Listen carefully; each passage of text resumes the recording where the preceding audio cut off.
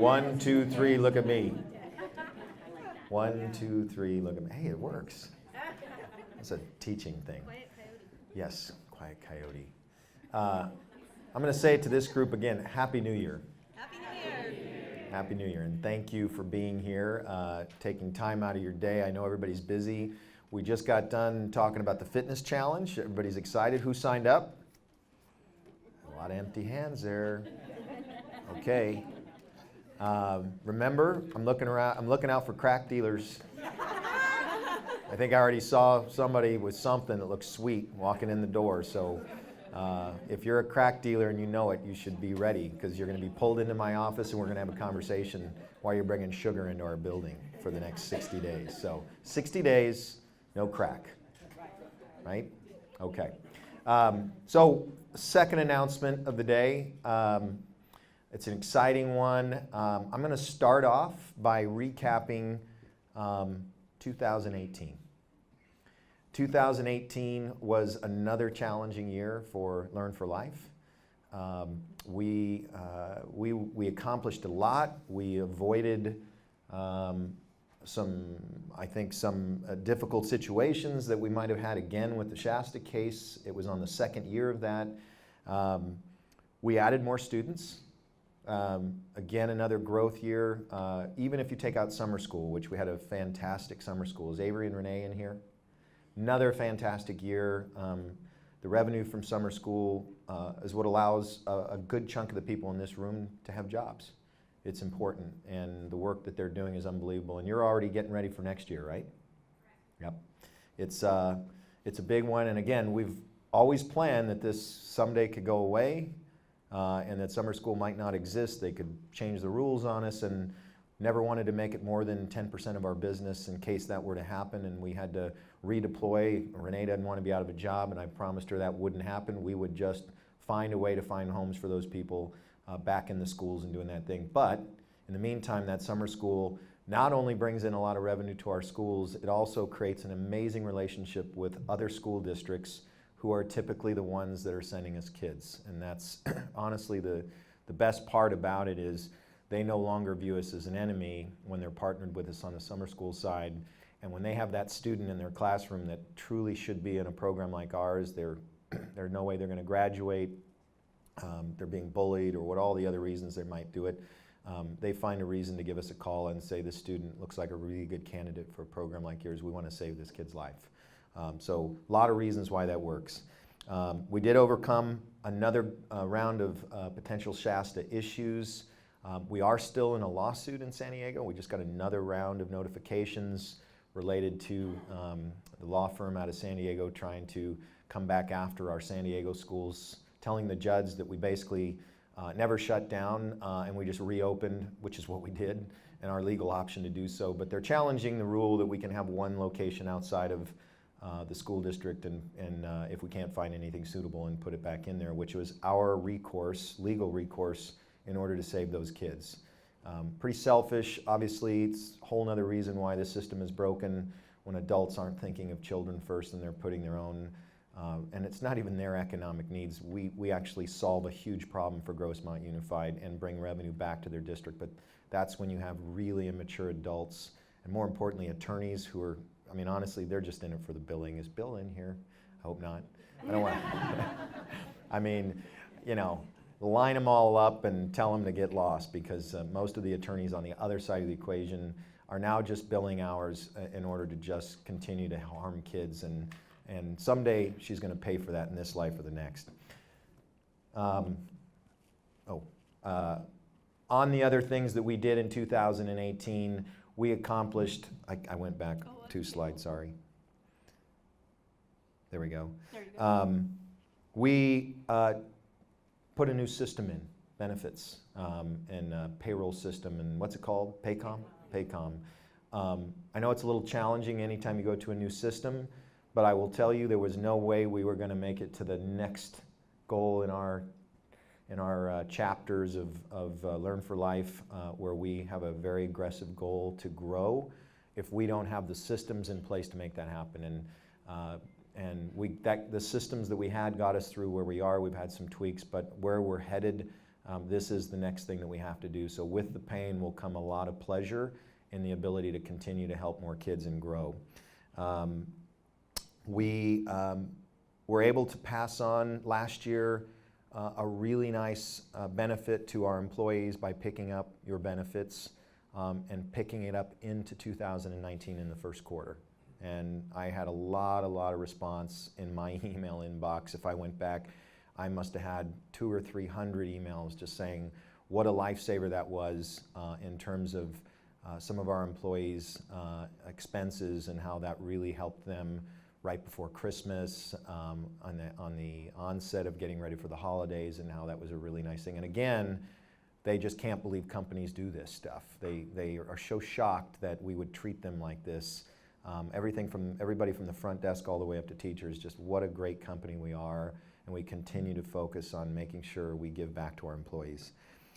We had growth last year outside of California, in addition to our Ohio locations, which opened up 3 years ago. We opened up Flint, Michigan, which I believe is close to 100 kids. Valerie, am I right? Yep, 100 kids in the third deadliest city in the country, in the third poorest city in the country.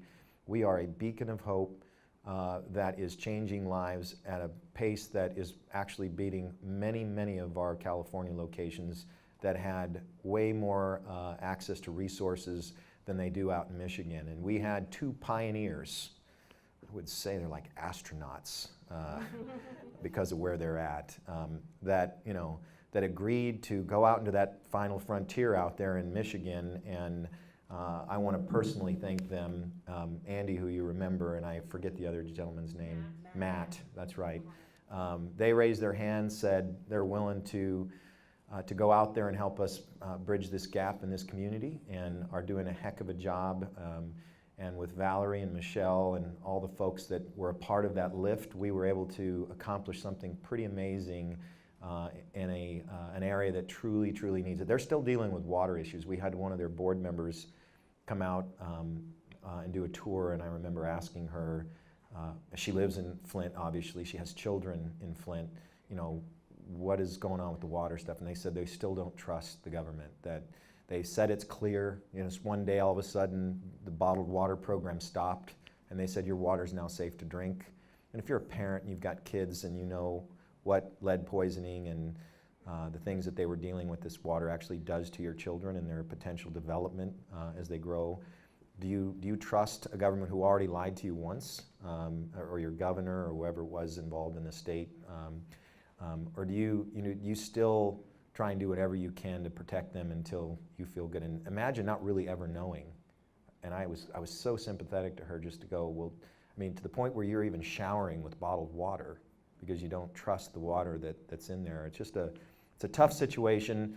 And what we're doing is, with the education that we're doing, if you were to have visited there, which I still have not, that's my goal in the first quarter, is to visit Flint, is it starts when you go into these communities. And if you haven't watched on Netflix Flint Town, Lisa and I watched a few episodes of it, and before we actually had sent anybody there, and I literally got sick to my stomach thinking, we're sending people to this place, because the Flint Town follows a few police officers.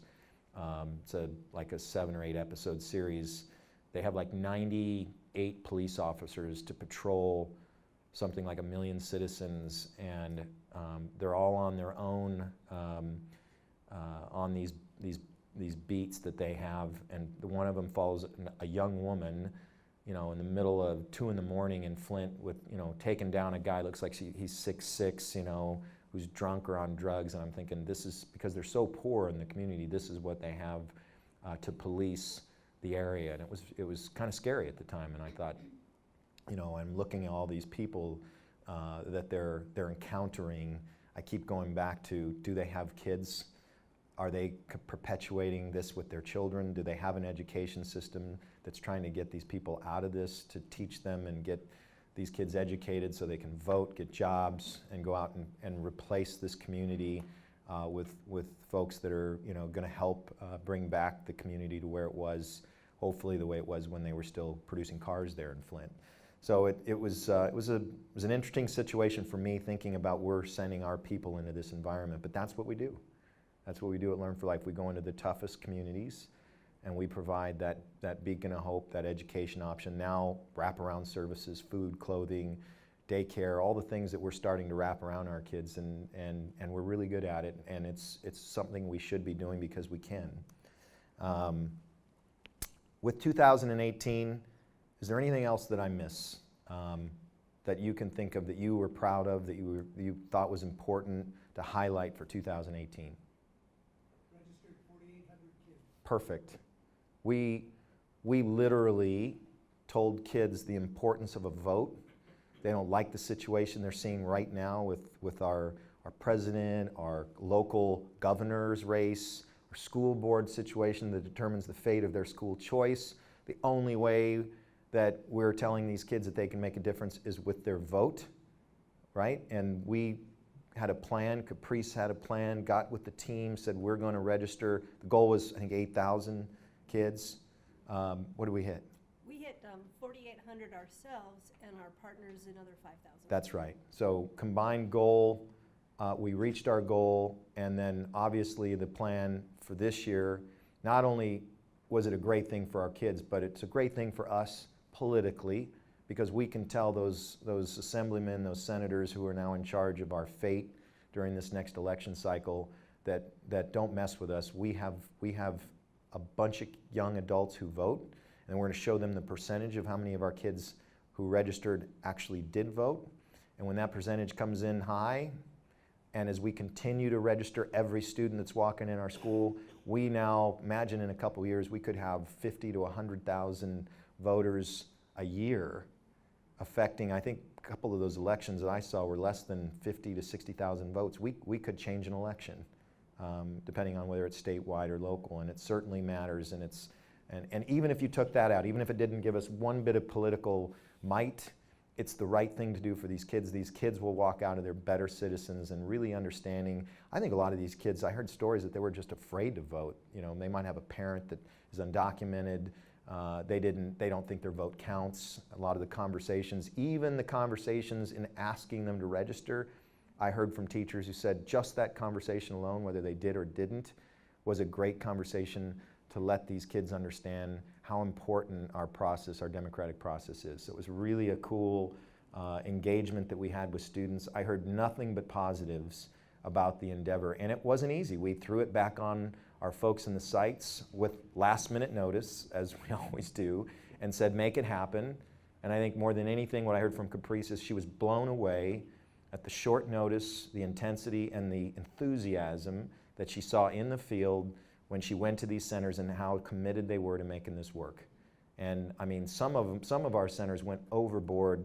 You know, we had two goals. We wanted to get them registered and get them put in for the mail-in ballot, so that there wasn't a polling issue where they didn't know where to go vote. And I mean, I think one of the schools, they met 100% of their goal on both categories. They got them registered and put in there for mail-in ballot, which was huge because it eliminates a big chunk of the hurdles after the fact. Is this kid might move as our kids are mobile, and all of a sudden they don't know where to vote again, they just don't vote. But they get it in the mail, it follows them, now they have a chance to really make it count. So really cool stuff. Anything else? But thanks, Bob, for that. Anything else on 2018? Okay, 2019. Oh, you're there. I'm already there.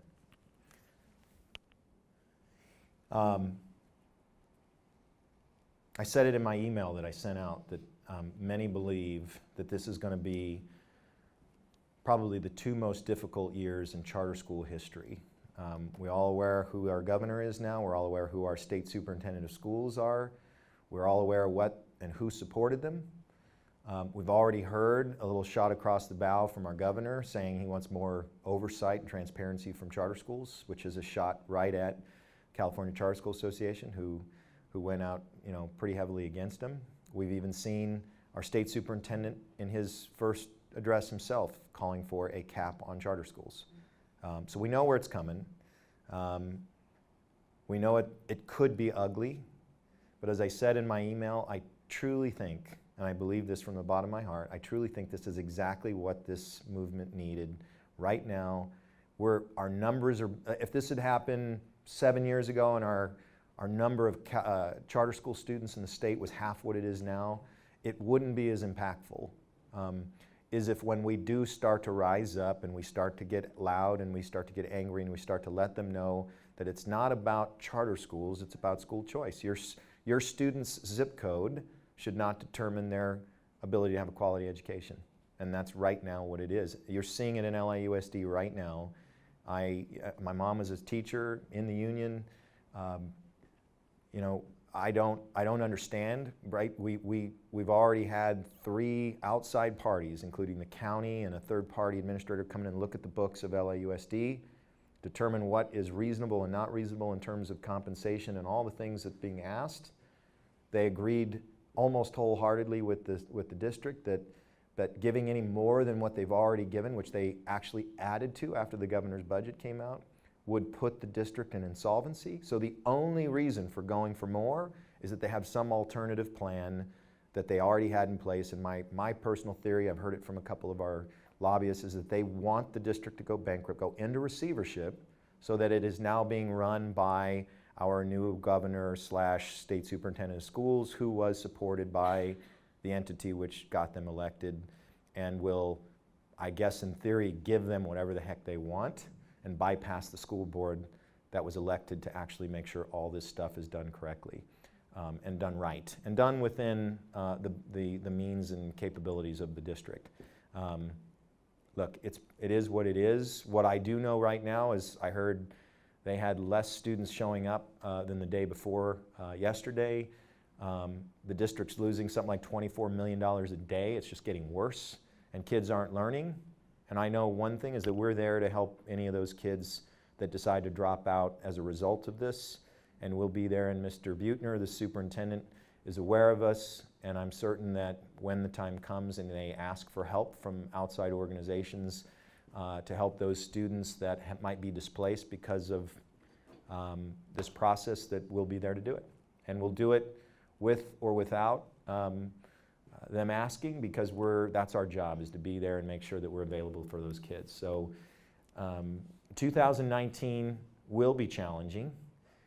For us, as I said last year, you know, we've already done the work. Bob and I and a couple of the executives have been, and I'll give Michelle Van Kirk a ton of credit. We have done the work in the last 2 years to bring students to meet legislators, to bring legislators out to visit our centers, to get the folks who will hold our proverbial ability to even exist and you know, our life as a charter school in our hands. We've done the work to let them know what we do and why we're different. And Bob's telling me every day, you know, what we're doing is different than the rest of the folks, and we have to separate ourselves and work to make sure that every legislator knows when there's a bill in front of them in the next couple of months, which we'll know by March what the bills are going to look like. We'll have a heads up probably in February as bills start circulating and our lobbyists get their hands on various versions. We'll know which ones are going to affect us alone, us because we're part of the charter school network, or potentially us because of some other thing related to workforce investment or some carve-outs that affect us. And when that time comes, we're going to try and cash those chips in that Bob and I have spent so long trying to earn with these elected officials, and say, remember, we're those guys out there we told you about that might be affected, and this little thing that you're doing here is going to affect 20, 30, 40, 50,000 kids. And our hope would be that they take off their politician hat, they put on their human hat, and they go back into their district and they look into the eyes of the kids and the parents that they are supposed to be representing, and they make the right decision to make sure that those kids aren't going to be harmed. And if it looks like they're not, that's when we'll rise up. That's when we'll go. Hope we don't have to, because once you do it, you can't back off. But that's when we'll have our 5,000 kids outside of their district office, making sure that that vote is the most difficult one they make that could put our kids in jeopardy. And let's just hope it doesn't get to that. But if it does, we're ready. We're going to be there. We are sending 1,000 students to Sacramento in March. And we are meeting another 4,000 students from around the state, minimum, that I know of. When we go to CCSA this year, we are going to walk over there and we're going to be in front of the Capitol with a giant crowd of students, not to protest. They're just going to be out there in support. They're probably going to have some, good rally chants about school choice. And it's the purpose is to let those legislators know we will not go quietly, and that they are not going to make this decision without some reverberation coming back and affecting both them and what they're trying to do always, which is get reelected. So we'll make sure that that's possible. We are going to continue to grow. We are never going to stop growing. I believe when you stop growing, you die. And that's in any organization, whether you're for-profit or nonprofit. It is important that we continue to look at opportunities. What we agreed to as a group the last time we met, talking about the future and what we want to do to protect ourselves in the event that another Shasta, another attack on charter schools, specifically in California. I work for LLAC. We have a number of schools that is our customer. We have people, we have you have your families that, I and our team are trying to make sure that we do not impact because of the decisions of some outside party. So as a company, which we are an organization, but yet we are a business, right? We're trying to make sure that we stay afloat. It is prudent that you continue to look for opportunities to diversify and make sure that if it, I'll give an example. I've had Kodak, right? You see the end of cameras coming. You better be smart. You better be investing in other things because film is going away and digital cameras are going to replace it. And even if it's not going away completely, it's going to suck away a big chunk of your business and jobs are on the line, so you need to start investing in other things that are in your abilities, right? You're not going to go out and start a baby daycare center when you're Kodak, but you might start something like a database company because maybe your infrastructure allows for that kind of a business, and you start the next thing and you plant that seed and hope that it pays off if and when you lose it. So what we are, and what we agreed after we started looking at all the other things that we're potentially getting involved in, is we are a personalized learning company. We personalize education for students, and I say students, not at-risk students, not rich students, not handicapped students or kids with special needs or anything around that area. We personalize education for students. And once you put that at the top, underneath that, we have our current programs, which are our typical resource centers serving kids that are typically at risk, fitting one of many categories, learning in a one-on-one environment with a teacher. We've added this year Christine Kazitz's program where we're teaching kids online. A departure from our normal course of business where we have a resource center and the kids are coming in 1 or 2, 3 days a week. These are kids that are actually potentially never coming into a center and doing it online, and potentially not necessarily an at-risk kid, maybe a kid that's wanting to move faster through the system. But what are we doing in both scenarios? We're personalizing our education, which is what we do for that student. A student who, for whatever reason, doesn't want to choose the normal course of getting a high school diploma, they've chosen this option, our option, the personalized option. So in addition to that, we're looking at other things that fit within our reach. We entertained a gentleman, CEO of a company called Ombudsman, just before the Christmas break. I've been trying to meet with this guy for quite some time. I found out about their company a couple years ago. They do exactly what we do, in a sense. They do it as a for-profit. Again, it doesn't really matter whether you're nonprofit or for-profit in the space that we're talking about, but they do it for-profit. They go to school districts and they put in a proposal to them to say, we want to run your alternative ed program for a fee. We're going to charge you X number of dollars depending on whether we hire the teachers or you hire the teachers. But what we really want to do is take the kids that are struggling in your school, take them off campus, put them in a center that we run. We do our magic over here and we'll give them either back to you, guaranteed to be up in math and reading scores where you don't pay, or those kids that are already out of the system, this company will help go find those kids who've dropped out, bring them back in on the rolls, additional revenue back to the district that they'd lost forever to help compensate for the cost of the kids you're sending to us. But they're doing all this as a contract instead of a charter school. So they don't have to deal with assemblymen, senators, governors, people who are trying to shut down somebody because, you know, they're this name thing called a charter school. And believe me, I'm so excited about the opportunity because I'm so tired of the politics. And at least in that business, which isn't 100% easy, right? Because what's the reality in that business? You can be canceled, right? In a charter, technically, you got 5 years. They shouldn't be able to shut you down unless you're doing something really wrong and you keep going. But even that, I wouldn't even say is true anymore in California's world.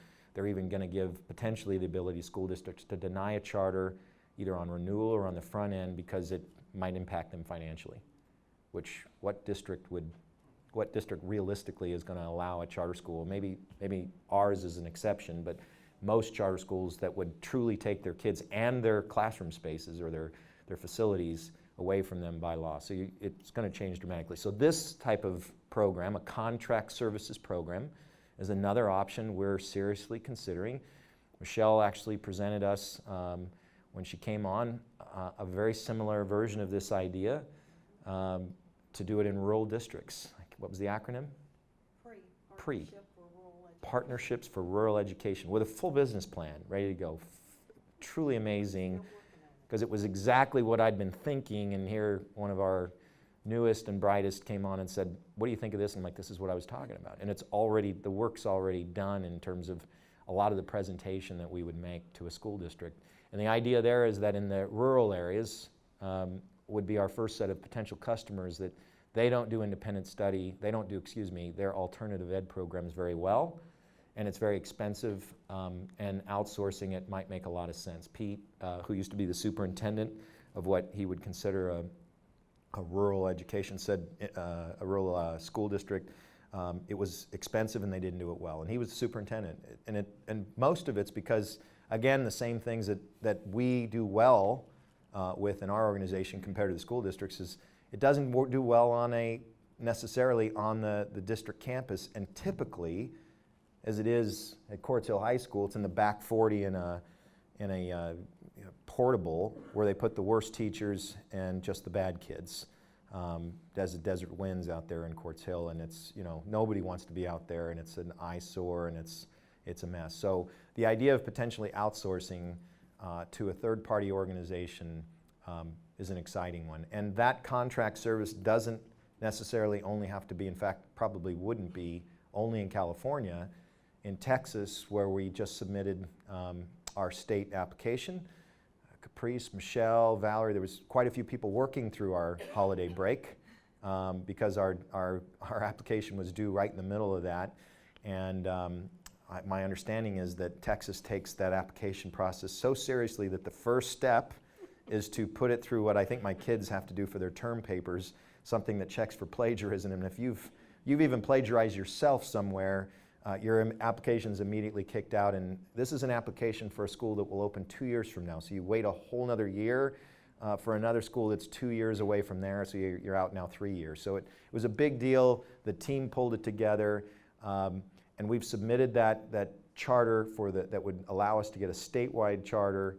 But in the meantime, we still have backup options that are going to happen potentially sooner with local school districts to either provide a local charter through that district and or a contract program where we go in and, again, like I described, run our program as a contracted service, where we just do what we do, but we do it without having to go through the process of a school board and a charter and all the stuff that we have to do typically to open one of our programs, which is a fantastic opportunity for us. But it can be canceled, so you have to keep adding contracts because you're going to lose 10% of your contracts when a new soup comes in 2 years later and says, what's this line item in the budget for? Well, we can do this cheaper and better. And of course they can't, but they continue to say, we can do it better. So you got to be prepared for the loss of a contract, and so I envision we'd have some salespeople, in the sales business, ex-superintendents who we hire who have all the contacts to say, look at this program and incentivize them on what they sell and see if they can go do it. What does that mean for LLAC? A lot of the employees in this organization is it continues to be more revenue or replacement revenue for any potential loss that we might experience because of the 2 years that I'm talking about that are going to be really difficult. we are continuing to attract the talent. I pressed it. That's all right. Let me see what I just want to make sure I got through. Yeah, we're continuing to attract top talent as we go through this process. I just mentioned this contract service. I didn't mention one other thing, a model where we might actually do a school that actually charges tuition. Why would we do that? Well, there are companies out there right now that are coming into various areas. California, Apple just announced they were moving into Carson City. The schools out there are a mess, and all the private schools have waiting lists. If you're a company, well, shoot, even in this valley, at one point our mayor, interesting guy, was trying to get the Koreans, businesses to build a big plant out here, and the number one reason they didn't come is big on education, and our education system in the Antelope Valley isn't what I would consider state of the art. Let's just put it that way. For the type of education that the Korean nationals were looking for, because they put such a high value on that. So Apple or Google or any of these companies that are trying to go into the Silicon Beach area, if education is one of the things that they struggle with, and all those companies, by the way, are trying to do the things we're trying to offer here, free gym. I mean, they have, my buddy works for Google, all the food they can eat. They have, same kind of thing we're trying to do. So what they're doing is trying to compete for good employees by giving as many benefits as they can and make it so amazing that these employees, first of all, want to come and then don't want to ever leave. But education, can you imagine if a company could say, hey, when you come with us, you get all of that, and you have the option of a school that we've built, hired by us to run, that's personalized. It utilizes the employees and top people at Apple as a part of the process, so that when they graduate with a high school diploma, they also have coding capabilities. And Apple has two things there. They get employees, they keep employees, and they have now a pipeline of future employees. And they're all the employees, they're all the kids of the people that they're hiring, and the school is run by us. And of course, what we do is we bid that out at a fee per student, or if they're not interested in being directly related to us, we build it next door to their campus. We've seen schools like this. There's a few of them out there that are nationwide, using our model with no playgrounds, 10,000-foot buildings. Caprice actually had her daughter in one just to help add to some classes as she was trying to get into college. Great program, but they charge a lot, but they offer a great product like we do. And tuition is, one of these schools is $38,000 a year. We could, as a nonprofit, do it for $28,000, and again, still run it that way. And the companies can just pay the tuition for the employees. And in fact, when I did my little secret shopper at one of these organizations, I stood there, and in front of me was a man with his son and his wife from the Netherlands. He had just been hired by Google. He was there for 2 years on contract in the middle of a school year. Notre Dame High School was full. Crespi was full. They were all full. So he was here to enroll this student because his company was paying for it at this school. So there's clearly a demand and a need for something unique like that. And that's within our realistic capabilities to do and do well. It's really not a departure from what we're currently opening up a resource center with personalized learning.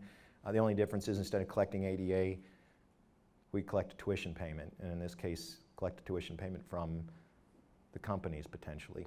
Out of state, that same school is driven potentially by vouchers. In Indiana, you get a voucher. It's not for the full amount, but it could be more than half of the amount of that school, and there are schools that do the exact same thing in a private model and accept vouchers to pay for half, or depending on the amount of the cost for it, all of the tuition costs. Again, these are all things. Why are we doing this? Is it a departure from what we do? No, we're a personalized learning organization, and as a business, we're going to continue to expand on the possibilities that make sense. We're not going to go so fast and so big that it takes away from our mission of serving students in our current organizations. But what it does is it gives every employee, including the employees at the school, an opportunity if they want to do something different, a change, a move. We want to do this in Indiana, Texas. We're already in Michigan. We're already in Ohio. I get calls all the time about, hey, are you going here? If you do, I want to put my name in the list because I'd like to go with you when you go into that great frontier, and we do. So these are the things that we're doing behind the scenes. I want you to be aware of that, so as you hear these things, you don't go, I didn't know anything about that. Yeah, we're doing some of this stuff. We're looking into it, but that's what businesses do. They first of all run a plan on it. They determine how many resources are going to be needed to do it, and do we have it? And to get all that done, we need top talent, and that's what we're going to keep doing, is attracting top talent. And we're going to spread the word. And I guess this is a good time, or is there a slide on it? Okay. You kind of did this one already. So many of you are aware of, I don't think all of you are, we came up with 5 W's. And the first of them, of the 5 W's that we talked about with our senior management, is where are we going, and where are we? And the mission statement that we just put in our most recent application, as you can see, Learn for Life, a 501c nonprofit, organizations that offer high school diploma programs, job training, flexible, personalized education, and students, for those students who fall out of the scope of the traditional high school system. So that's what we just put in our most recent application. So we are growing rapidly. We offer personalized, flexible students. All these things are the things I just talked about. I think the only thing I'd add to it is our trauma-informed and our workforce investment.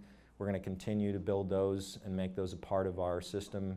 On the workforce investment side, it's important because not only is it a protection under our Shasta case exemption, it's actually really good business for us to be partners with a lot of other nonprofits that are receiving federal monies to provide our students additional things that they can use to get a job, and it's not on our dime. So it's just common sense. And then on the trauma-informed, clearly, if you haven't heard about what we're doing on the trauma-informed side, and Craig Beswick and the group that he's running, we are seeing huge, huge obstacles being overcome with students who would typically drop out of our program because of things going on in their life that are just so sad to me, but part of the everyday life of someone who is maybe dealing with bullying, dealing with death, dealing with drugs, dealing with gangs, all these things that we just don't even comprehend. And I will tell you this, the trauma is not just on the kids. It's on our teachers and our front desk and our staff members. When one of our students just recently was killed, another one was jumped on a bus. Yes, we were sad for the kids, and yes, the student, the one that was jumped, we wanted to immediately get her in and give her the help and all the resources we can to get her back on track and deal with this horrible thing that happened to her. But the teacher and the front desk who really identify with the student, which is what we do the best, that's why our school is so amazing, they had trauma. I didn't even think about it, that post-traumatic stress syndrome doesn't just exist for our students, our teachers deal with. So how do we help our teachers and our front desk, all of our staff who interact with our students, be better equipped to deal with what can be some pretty awful things that they see every day in our world? And so that's one of our other commitments, and what is going to, again, make us stand out when we're talking to a politician about what makes our schools different than maybe a school that is sending every kid to Harvard, is that we're working with the students who really have the most difficult needs, and our teachers are also dealing with that, and we want to make sure they're prepared. I was asked point blank, who are we? Are we LLAC? Are we Alta Vista? Are we Crescent View? Will you commit, Skip, to calling us Learn for Life? And I said, okay. So we are Learn for Life. So we're not going to run from it. We're not going to hide from it. And in fact, the reality is, as much as I think in my own, I understood why Dante and Jeff, as we started getting down the road a few years ago, wanted to stay under the radar. There was a reasoning for it at the time. It goes back to why I think, what's happening right now with our governor and everything, why everybody in the charter school movement was just kind of going through the motions and not raising up and saying anything. Nobody wanted to be out front. Nobody wanted to make a stink because nobody wanted to be pointed at, because everything was going well and we didn't want it to work. So when everybody was taking shots at you, it was just take it, because the reality is if we stand up, they're gonna erase all this good stuff that we have, and they're so afraid not to have to get that screwed up, including ourselves, including me. So let's stay hidden in the shadows, and let's not market ourselves under Learn for Life in all of our schools. Let's not even put our name on it in some cases, because I don't want people to know we're there, because then they're going to come after us. Well, they're already coming after us. They're coming after all the schools. It's not going away. And in fact, I think in the world that I know in the world where we're headed in terms of compliance and 1090 and PRA and Brown Act and all those things, it is the new norm. It is where we're going to have to live. We're already setting up for it. Deanna and her team are already making those preparations that we're going to have to post everything on our websites. We're going to post, we're going to announce who our board members are. We're going to do the things that we've just not had to do or not wanted to do in the past just to stay below the radar. Well, there is no shame in being a great company and having a name that people are going to throw rocks at potentially because we're great and we're doing something better than somebody else, and they're going to cast some stones at us, and we're going to take them and we're going to send them right back. But for the organization that we work for, we are all Learn for Life, and I'm committed to that process as we move forward. Those other entities that we're talking about starting up, they may have different names, but the schools and everything that we're talking about right now, that's all Learn for Life. Those private school models might be something different, but under that, those will all be part of LLAC's family of support, and those are our customers, right? But all the schools out there is Learn for Life, and that's what they're going to be marketed to. And as far as we're concerned in this building, when you hear me say we're all Learn for Life, that's what we are, because all of our customers believe that kids and students and all of us do Learn for Life. So I hope that tackles that. Oh, yeah, put the sign back up. Good point. I didn't even think of that. It's still probably sitting in the warehouse somewhere. Cost us 30 grand to put it back up, but she said put the sign back up on there. That's all right. Let's do it. That's all right. So where are we? And now it's why it matters. Why does it matter what we do? Why are we here? I said this to the group yesterday. I've been telling new recruits that I've been interviewing, and I've been very serious about it. I said, look, I'm excited you're interested in joining our organization. Let me tell you a little bit about us. We're a nonprofit organization focused on students first.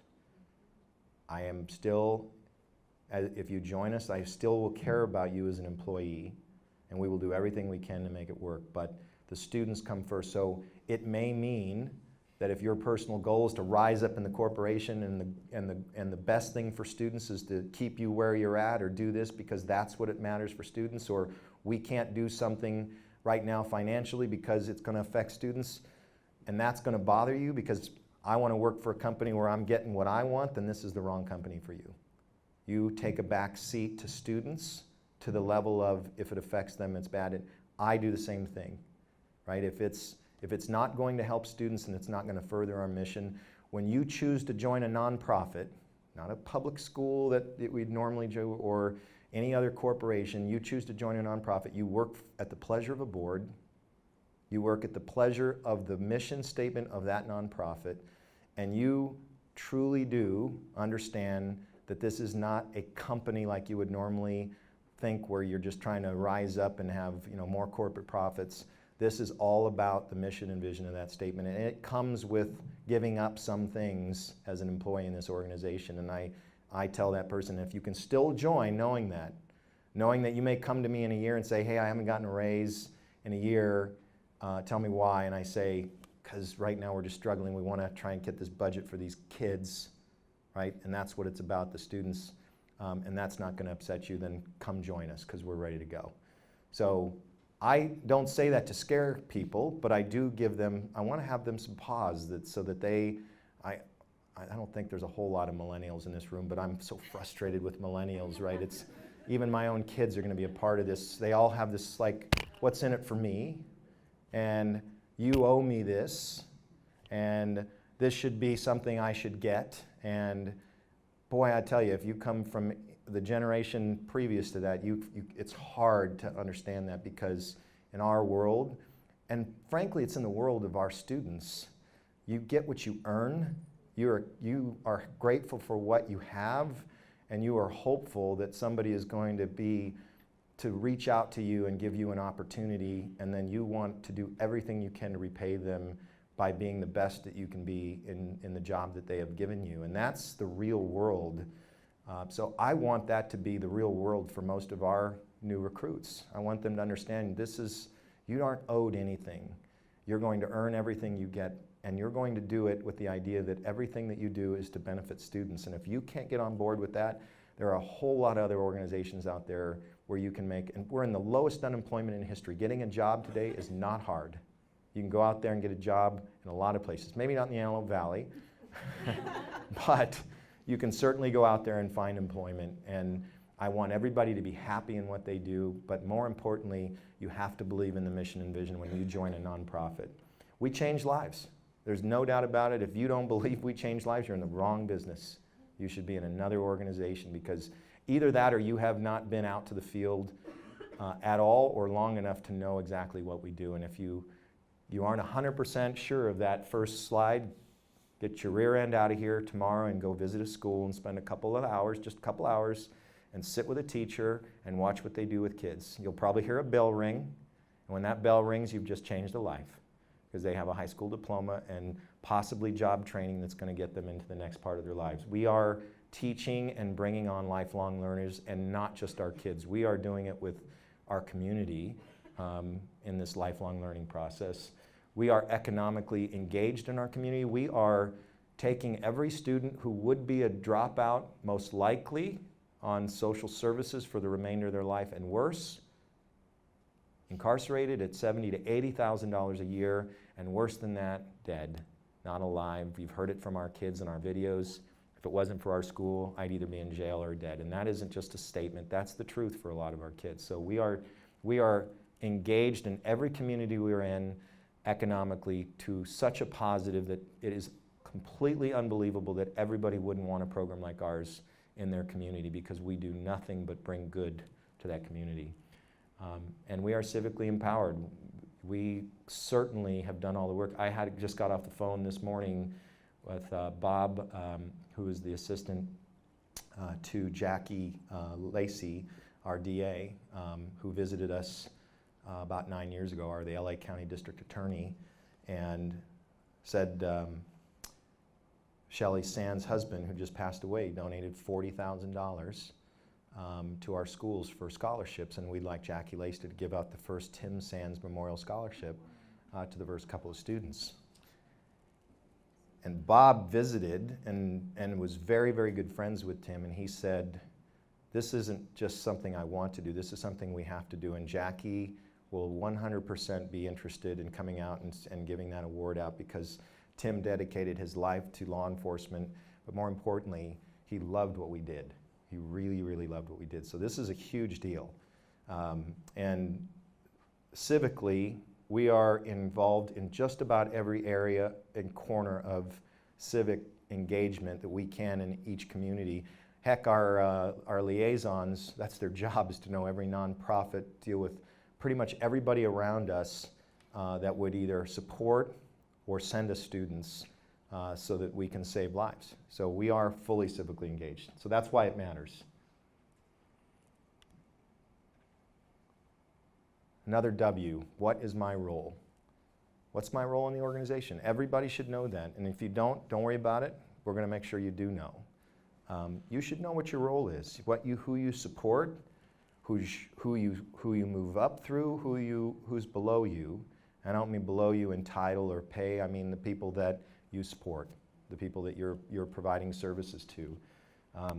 On the LLAC side, I think it's pretty self-evident. This is the folks that we currently have at the upper level. I'll say Jerry is more than just an advisor. She's my personal spiritual advisor. If you haven't dealt with Jerry, you know what I mean. But she keeps me centered. She keeps all of us centered. When one of us is having a problem with one another, we go to Jerry, and she brings us together. And she makes us understand why we're doing it again. She is really an important role, and her position is an important position as an advisor from the charter school side to the LLAC side It's super important. And of course, the rest of the staff up there, you all know what we do. But as we take this down to your level, to everyone's level below the organization, you should know what's my role. And as we move through this year, we're going to make sure that everybody knows what their role is. Fair enough?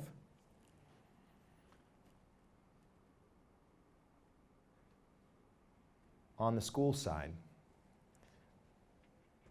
Bill Toomey, when I hired him, was a big day for me, a scary day for me. I knew Bill was the right person we needed at the time to take us to the next level. His knowledge of what we were doing in terms of a movement was second to none. I knew he would take us to another level in terms of growth and definitely in terms of people, because he had access to a lot of really bright people who were struggling in an organization who was not 100% focused on students. And I knew by bringing him in that he would help us in a growth transition, that we were expanding like crazy, and our biggest struggle beyond money, beyond facilities, was people. We needed access to really good people, and having access to people who were already knowledgeable about what we do is just a huge bonus. And I think, at last I heard, I think we had 140 folks that he has brought over, or his team has recommended, because honestly we couldn't have done it without it. I heard some complaints over the years, we're bringing too many of their people. I'm like, their people, this isn't their, these are our people. We're bringing on people who have a resume, who have a belief in what we do, and they just happen to be somebody that has some experience. But what I really knew was Bill's true value in the long term was his ability to actually go out and go get new business and knock down doors and create these opportunities, because I saw, he and I worked together while he was still at OFL, together on opportunities in districts where maybe his boss didn't want to actually get it, so he'd call me and say, you can get a charter over here, just get over here, here's the person you need to get to. Of course we got the charter, and vice versa. There were areas we just didn't want to go. And so over the last couple years, he's played a dual role. He's been providing professional development leadership on the school side, but on the other side of the equation, he's a road warrior, helping open up Texas, Michigan. He was the key player in opening up Ohio with Valerie, and continues now as part of that plan to make sure that we all have future opportunities, that we continue to bring in new revenue to do that. And so when we started 2019, we said we have got to do something about getting people in alignment with what we're trying to accomplish and making sure that we have no missing holes. And we had a couple missing holes if we move Bill completely over to growth, and making sure that all of us continue to have potential future opportunities and bringing in revenue to the organization.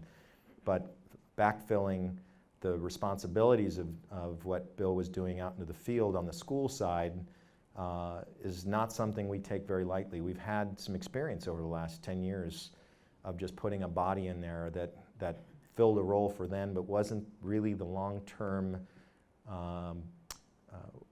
person for the position. And understanding that, a lot of the people that have come in, even Steve, right, Goki came in at one point telling us, I'm out of retirement, I'll give you 2 years. He gave us 5, I think. At the time, we really needed it. We were just on the heels of a previous leader that just didn't fit our core values in terms of culture. Very, very smart, but just a little more aligned with the traditional school model.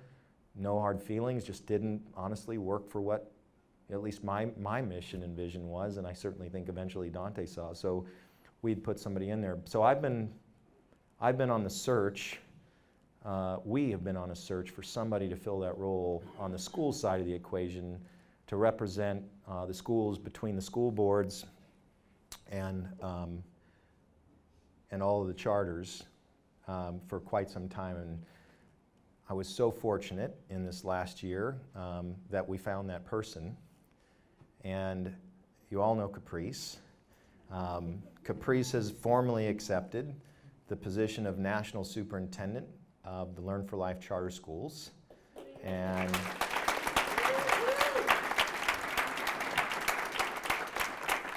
I can't understate this enough. what a big deal this is. This is like, I know I'm going to embarrass her a little bit, but this is like getting, who's a sports guy? Who's a football guy? LeBron. Let's go basketball. It's like the Clippers. Well, the Lakers. It was like the Lakers getting LeBron James, right? I mean, look, what does LeBron bring to the team, right? It brings recruiting opportunities, right? Which is, people don't even think about that. Obviously, it brings a potential that gets you to the what do you call it, the NBA Finals. It gets you that person that gets you there. But it is a lightning rod. LeBron is a lightning rod to bring on future talent, to bring in money, right? To bring in resources, to bring on fans of the organization, right? Everybody wants to root for the top person, and when you have fans, you have revenue. You have revenue, you have more opportunity. Everything about LeBron for the Lakers is a home run. And you know, I said it was like when Harry met Sally with Caprice over the last 10, 12 years that I've known her. You know, every time I approached her and said, why don't you come over to our team, she was with somebody. And every time she left, we already just hired somebody and really didn't need somebody right now. And it was just, we just never quite met in the middle. And then, you know, because of Magnolia's loss and a bunch of guys who just don't know what they had. And truly, what I learned about Caprice when we started talking seriously about maybe coming to work here, certainly I think when she agreed as a consultant to just come on and help us while she was, you know, and of course she had a ton of offers. I knew about them. I knew people call me saying, hey, I know she's working with you as a consultant, we're making her an offer. And I'm like, oh, shoot, she's going to call me in a week and that's going to be it. But she did the voting thing with us, and part of that process, and I knew it. Once she got out and saw all the centers and met our people and saw what we have, because she can come here and this looks great. I mean, it's a beautiful building and maybe a couple of our really pretty centers, you know, can really do, you know, can spin a really positive attitude. But the real work is in those little churches and those tiny little places in the Compton and Watts and the toughest areas where we have some amazing people doing some amazing things without all the amazing resources, but they're still getting it done. And then when you, as a consultant, come in, you have an idea and you say, I'm going to go out in the field and get this run, and they treat you like you were one of them, and more importantly, the goal that you have, which is adding on to their 500 other things that they're having to do during that time, and they treat it with that same intensity they would with everything else, and they make it happen, and she sees how quick, with no notice, we were able to register all these kids and change all these lives with that particular area. It's intoxicating. It makes you want to be a part of it, and I think that's when Caprice hit me up and said, I'm blown away by your organization. And it's when we started having some serious talks, and we started talking about 2019, because it's one thing to say, I'd like to have you on. It's another thing when you're somebody with her experience. And let me tell you a little about her experience. Yale grad. When I asked her how many brothers and sisters she said 36. You're thinking, wow, mom and dad are busy. Visitor. Yeah, exactly. But how many were your blood? 1. The rest of them were foster care kids.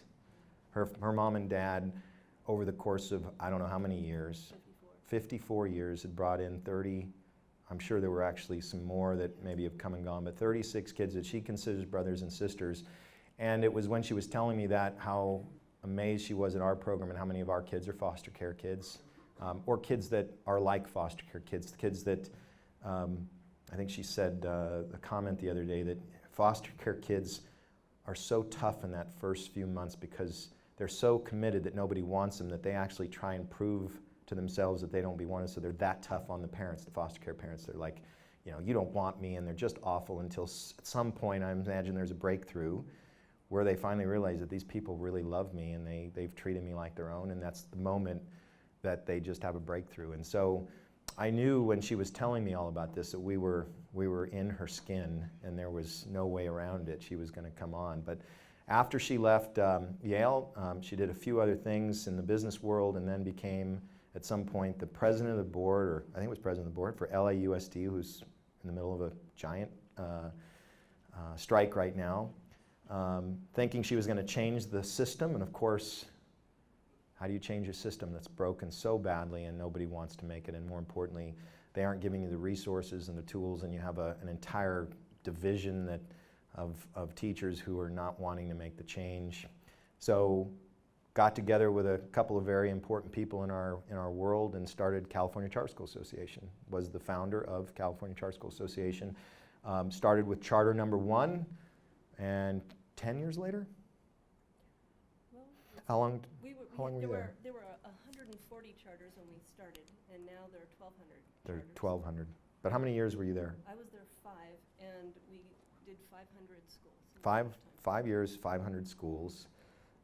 Again, with the idea that if I can't fix it on this side, I'm going to go to the next best option, which is school choice, and we're going to see if we can push the needle a little closer towards kids actually making it out of their tough environments, and with the idea that these innovators, these really amazing people, would start schools in local areas, in the roughest areas with the most need, and start offering these choices to kids. And that's what she did. She started CCSA. And from there, did a couple other things, one of which I know helped run a large online company and sold it to K-12. A lot of experience obviously in that world, understanding how curriculum and how it works and how it's applied, and databases and all the things related to online learning, certainly important to where we're headed. From there, went to the Arnold Foundation, a couple that made $1 billion+ in futures, and wanted to give back. Started a foundation, did a few things, and then hired Caprice right after Katrina to hand out $110 million to charter schools in New Orleans, and basically changed the entire face of New Orleans education system to it's almost 100% charter schools, 99.9%. So had a lot of, when you think about that, when you're giving out money to charter schools, you're evaluating them, you're determining whether or not they're a good organization, whether this is an organization, the Arnolds who've entrusted me to give money to, is who we want to give it to, seeing what works over the years, what doesn't, reevaluating after a certain number of years if you're going to get more money, really understanding the charters that were moving in, new charters that were coming from California, but really, again, getting to know and being an expert current about what's working and what isn't in the charter school movement. And from there, going over and again, leading one of the first few charters she chartered, or she was a supporter of at CCSA and Magnolia Schools, saving a program that was being decimated in the press because of their relationship with the Turks and all this kind of stuff, but knowing that behind the scenes there were a lot of really good kids and really good teachers doing good stuff, and it was her job in her mind to save those kids and make sure that they took all that noise away and focus on me, Caprice, and the good work that we're doing. Got it all the way through a county charter after the bad guys trying to shut them down, and then they fire her. And I wouldn't say fire. What they did is they forced her out. She agreed to make sure as a part of the county charter that they would be diversifying their board, to put some women on there so that it wasn't just this, this big Turk thing. And when she came back to them and said, it's time to put up or shut up, and they said, no, I'm out of here. Again, part of her character, and that's when we found her. So I say all of that because I don't know if everybody knows that about her. She would never say it, but all of that, if you can think about it, is more than she'll know more than I'll ever forget about our business, because she's got a 10-year head start on me and another decade of, not that she's older than me, just a little, but just a really solid understanding. And from a professional development side, we announced this, was it yesterday? Day before, to our regionals, right? A little nervous. And by the way, this was a team decision. I immediately went to the team when she said, I'm interested. I talked to all of our team, including Bill, including Chad, worried is this, I don't want to hurt anyone's feelings, it's not stepping on anybody's toes. We're truly trying to align with what we're trying to accomplish in 2019. I think Bill's initial comment is, you'll never get her. she'll never come here. She's up here, and we're still. And I'm like, that's why I think we got her. I think we can get her. And once we did, it was like, wow, we just got LeBron, right? I mean, we just got LeBron. And so when we rolled it out to the regionals yesterday, I was a little nervous. How are they going to take it? With our history with Steve and all the folks that we've had, it's been a long process, and we finally have this last few years. Just Bill's done such a good job handling both. Didn't know how that was going to work, and it was 100%. Even though he was a little mad that I didn't tell him ahead of time, it was 100% committed to the process, and they were super excited. I got emails. I didn't even tell you. I got emails from 3 of the 4 people that were in the room. There was another one that had to leave for an emergency, but that they were just so excited about the opportunity to have access to a mind that has done all these things that really, and that's part of training, right? That's why one person forever just can't be the person that is your professional development, your mentor, the things that you do. You have to mix that up because everybody has a different way of doing things. And more importantly, there are just things, even yesterday we were meeting with an attorney and Bill Thompson was taking notes. I mean, attorneys only know what they know. You know what you know. And what you don't know, you learn and you appreciate it and you take it in and you put away the things that you don't think make sense for you and you accept the things that do and then you make it work. Well, Caprice is going to give us that. So I just wanted to say thank you, Caprice, for joining us. And now it's official because I said it in front of you guys. She can't leave. Please give Caprice a warm welcome right now as she comes up as our national superintendent.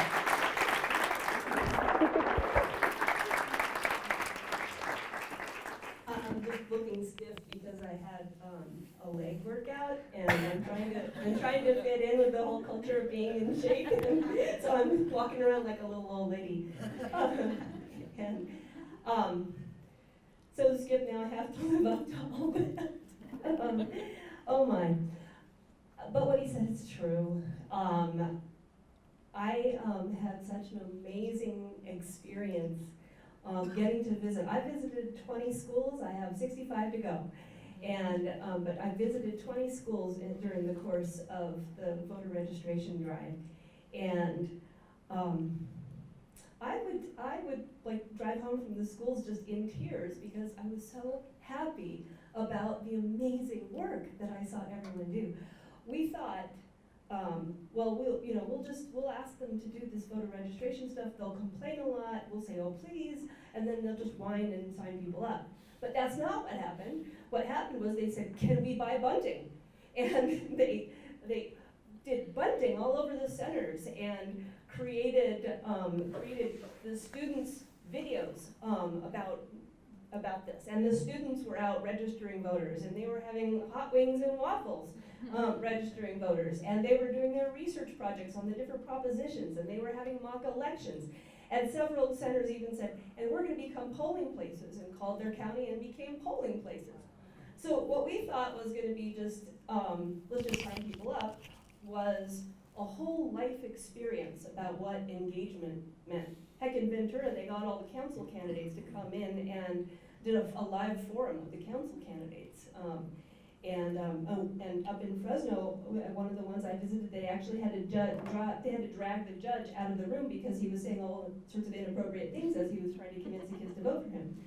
So they did it. They did it in amazing things, and they did it with the support of all the human beings in this room.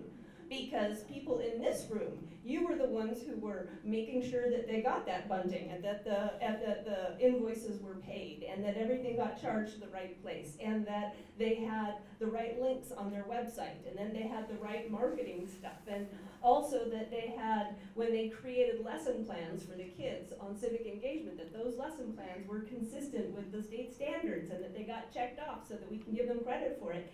So I really want to say, give yourself a hand for that amazing, amazing thing.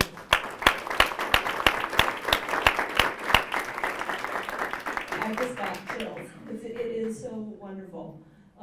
And Skip's right, I've seen it all, I hope. When I was on the school board in Los Angeles, I had the pleasure of serving a jurisdiction of 4.5 million people, and back then we had 740,000 K-12 students and 400,000 adult school students and 40,000 early childhood education kids. But when I would go to a traditional public school, I would hear whining about this and whining about that, and we don't have any copy machine that's working, and we don't have any toner, and there's this teacher over there that is calling names of the other teachers. I mean, and if you go to the lunchroom, you sit there and you realize everyone around you is complaining about the kids.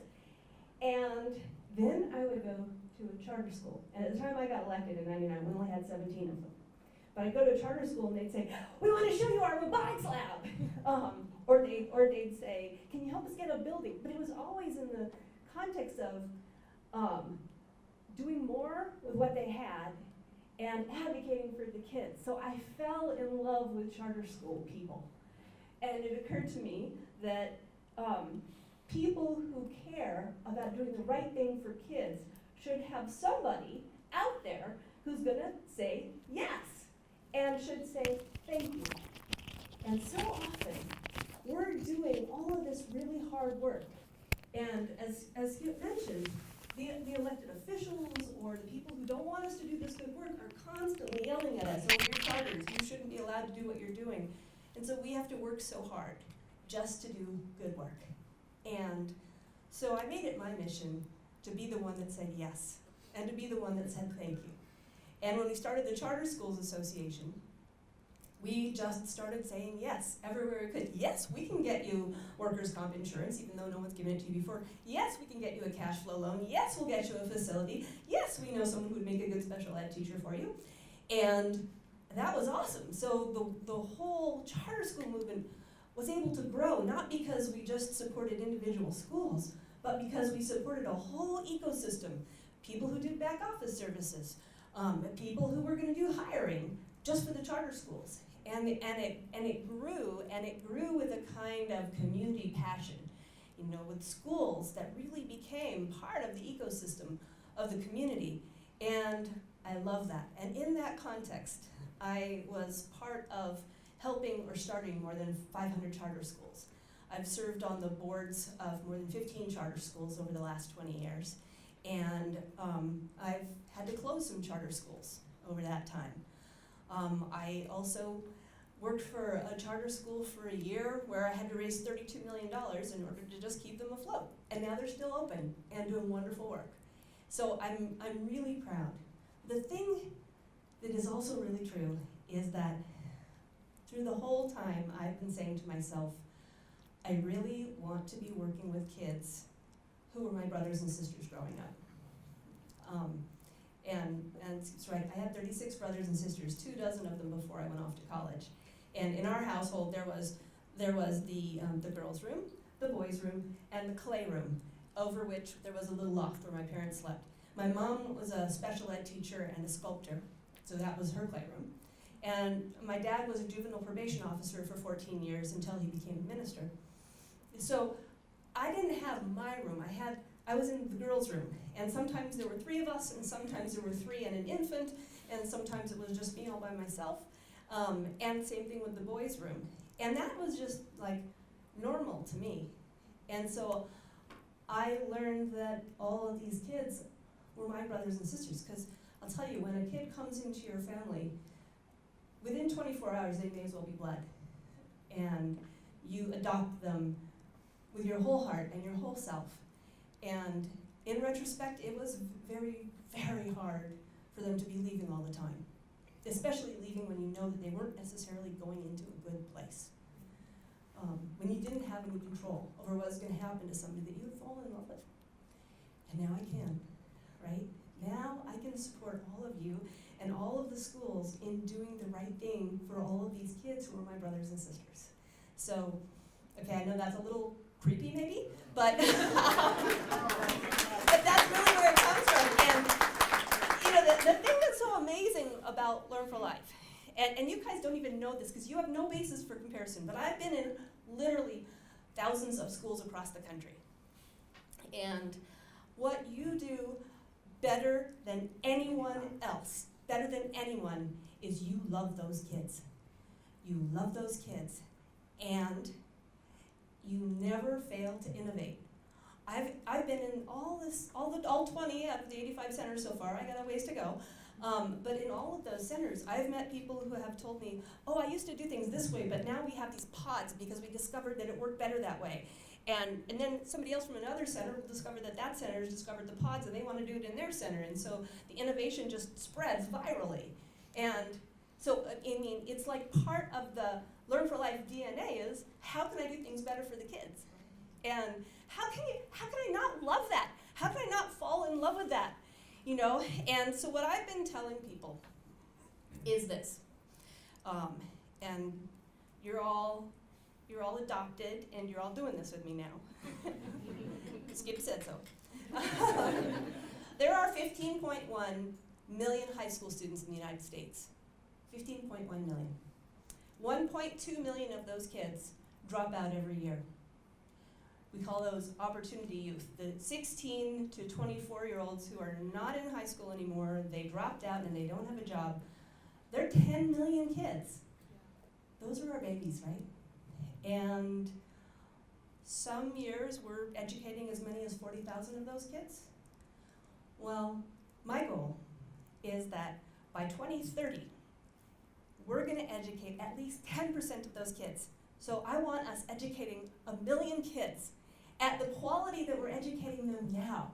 I want them graduating and going to college or getting great jobs that pay real living wages, and sometimes going back to their own home schools and graduating with their old friends.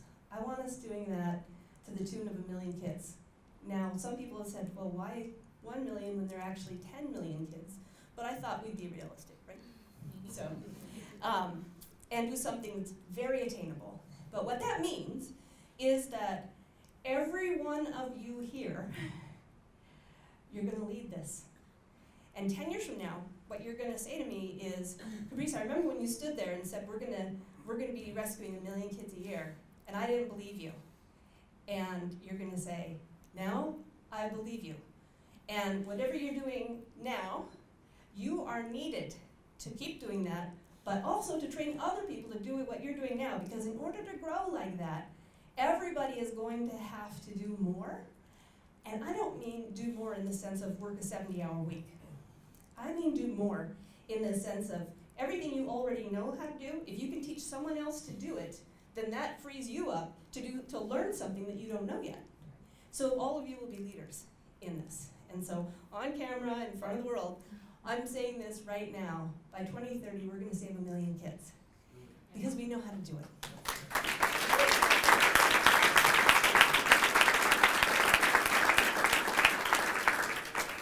So that's probably enough for me. But I'm just super happy to be here, and I love you, and I'm really glad that Harry met Sally and they stayed together.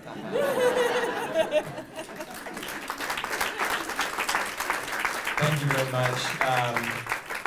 I hope the reason we're recording this is we're trying to figure out how to roll this out to the whole organization, and I didn't want to send out just a memo. I don't think marketing would have been happy if I told them we had to do some really cool video, and honestly, we don't have the time to sit down and read, and it comes across a little better when you're actually talking to people than if we just regurgitated this into a film. So this whole tape is going to be played, I believe, next week to the entire organization, either as a Panopto or a YouTube video or whatever it is. It's going out.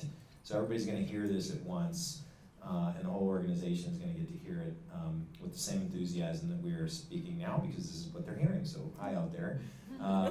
But everybody, and I'm looking at the camera, everyone in the field should understand that she's just another team member.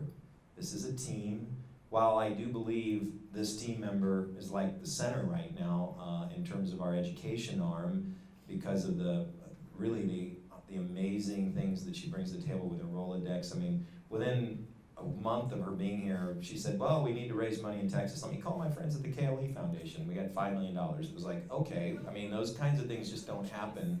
And it's why it's important, why you should be, as an employee out there in here, rooting me and our team on to go after more Caprices, go after more people, because it just makes us all better. I'm not, it's funny, when I sat down with a couple, I said this yesterday, I sat down with a couple of my people to kind of, including Bill and Chris, and said, thinking about Caprice, and I'm waiting for him to, to get like nervous a little bit, like, does this worry you, like, and they looked at me and they said, aren't you worried?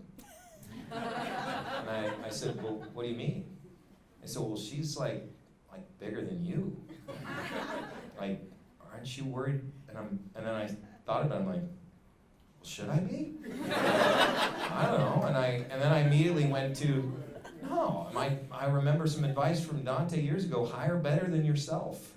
Don't be afraid. And if you're a manager out there, there is absolutely no way you should be thinking, I don't want to hire this person because the company may find that she's or he is better than I am and I may lose my job. If you're thinking that way, come talk to HR, because that's your job, is to hire better than you. You're not going to lose your job. In fact, I'm going to come over and give you a great opportunity to do something else because you're hiring the best people and making us better. That's the goal of this organization, and I don't take it personal at all. I think it's what we are responsibly supposed to do as an organization, is to find the very best people, because we're finding them for a very good reason, not for our own personal gain, not for the bottom line of the company, but for our students out there that need Caprice and what she brings to the table right now. I truly believe 25, 30 years ago, from now, or when I'm in the pearly gates, I'll be looking down and I'll have seen exactly what this master plan is that was for my life or her life or our lives, and this was the right moment and the right time for her to come aboard. In the middle of what could be the worst couple of years in charter schools, we just picked up somebody who has forgotten more than I'll ever know, and maybe, I hope she saves our schools, she keeps them going, we get to 1 million kids, whatever that is, because her next hire may be the next person that saves us for the next thing that we're doing and the next thing, and it just keeps going because we keep, again, not looking like a traditional school district where everybody's fighting to keep people down and to make sure that, oh, I don't like this person and you're not supposed to hire them, and that's not what we want to look like. We want to look like the organization that blew off the doors for at-risk youth, for opportunity youth, for all of the personalized learning kids out there that are looking for our program and just haven't found it yet. And because we hire people like this, we get to do it. So with that, get back to work. Go out there. You've got a big job for 1 million kids in 10 years. Thank you very much, and have a great day.